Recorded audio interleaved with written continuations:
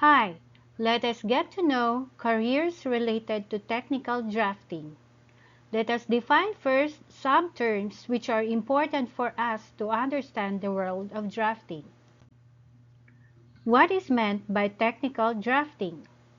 Technical drafting or drawing is the act and discipline of composing drawings that visually communicate how something functions or is constructed. Why is technical drafting important? Technical drawings bridge the communication between designers, the people who come up with ideas, and producers, the people who put those ideas into practice.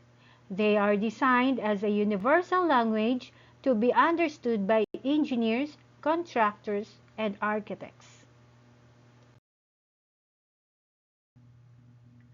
Careers related to technical drafting. Technical drawing is a vital skill for engineers, architects, designers, and other professionals who need to communicate their ideas and designs clearly and accurately.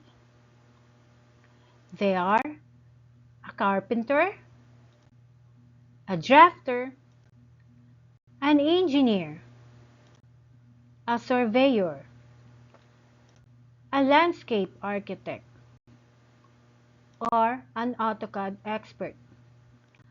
What are the examples of technical drafting?